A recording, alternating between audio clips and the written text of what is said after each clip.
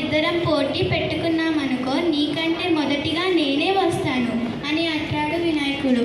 అప్పుడు ఈ వాదం జరుగుతుండగా నారదుడు వస్తాడు. నారాయణ నారాయణ నారాయణ నారాయణ. మీరు మీ ఇద్దరిలో ఎవరు గొప్ప తెలుసుకోవాలంటే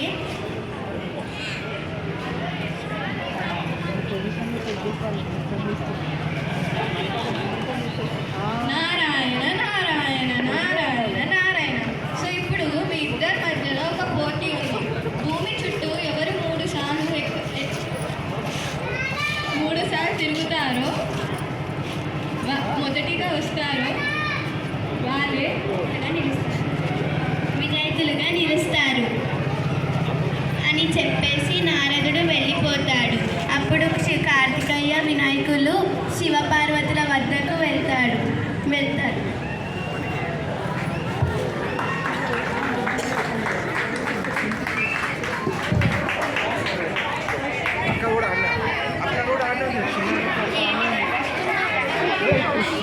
ఏంటి నాన్న పిలిచారంట? అప్పుడు పార్వతి అంటుంది, అవును, మీ ఇద్దరు ఎవరు గొప్ప అని కొట్లాడుకుంటున్నారంట కదా, అందుకే మేము ఒక పోటీ పెట్టదలుచుకున్నాం.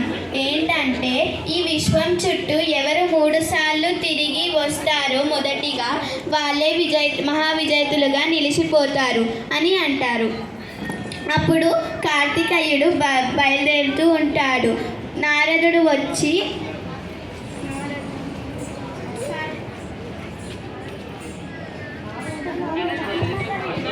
నారాయణ నారాయణ నారాయణ నారాయణ అని ఒక పువ్వు వేసి ఈ పోటీని ప్రారంభిస్తాడు. అప్పుడు కార్తికేయుడు భూమి చుట్టూ భూమి చుట్టూ తిరగడానికి బయలుదేరుతాడు. వినాయకుడు ఆగిపోయి, అయ్యో నేను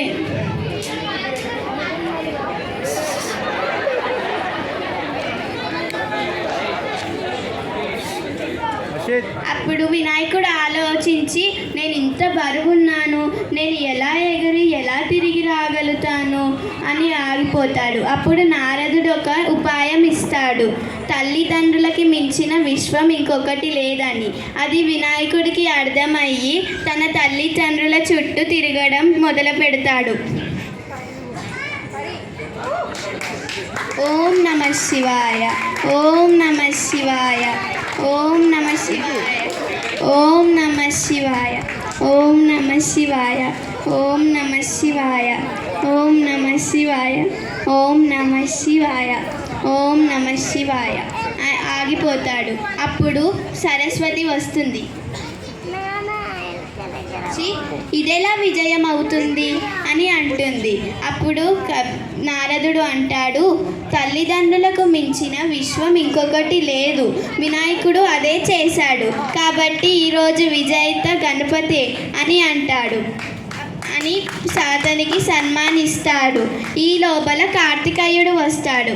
వచ్చి, అదేంటి నా తోటి గణపతి కనిపించలేదు కదా, ఎలా మొదటిగా వచ్చాడు నాకంటే అని అంటాడు. అని స్వామి అన్నయ్య, మీరు ఈ భూలోకంలో ఏమేమి చూశారు అని అంటాడు. అప్పుడు గణపతి అంటాడు, 4 మహాసముద్రాలు, మా తండ్రి గారి గుడిలు అన్నీ చూసేసి వచ్చాను అని అంటాడు. కార్తికేయుడు అంటాడు, ఇక చాలు నాకు తెలుసు అని అంటాడు. అప్పుడు వినాయకుడు అంటాడు, నేను ఈ తల్లిదండ్రుల చుట్టే తిరిగాను, కానీ అసలు విజేత మా తమ్ముడే కదా అని తమ్ముడిని సన్మానిస్తాడు. ఇదే ఈరోజుటి కథ. ఇంకా మూషిక్ గారు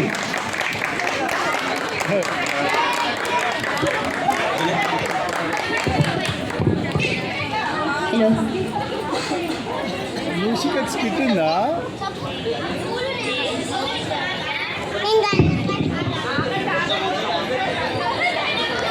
వెనకకి జరగండి.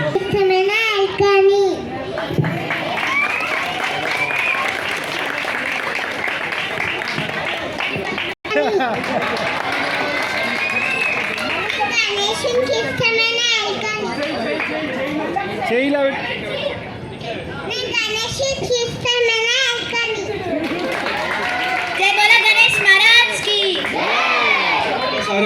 ఆర్డర్లో నించోండి, ఆర్డర్లో నించోండి. అన్న ఒక ఫోటో. పిల్లలు మెయిన్గా చెప్పాలంటే పిల్లలకి చాలా గట్టి క్లాప్స్ కొట్టాలి. విజిల్స్ వస్తే విజిల్స్ కూడా వేయండి.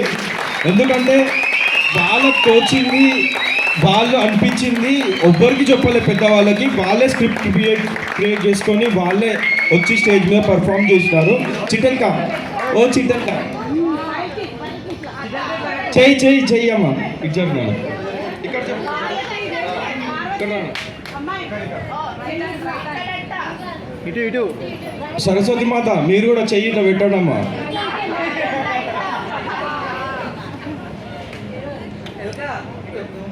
చాలా చాలా అంటే చాలా బాగా చేసిర్రు. నా డైరెక్షన్ నాదే అనుకోండి.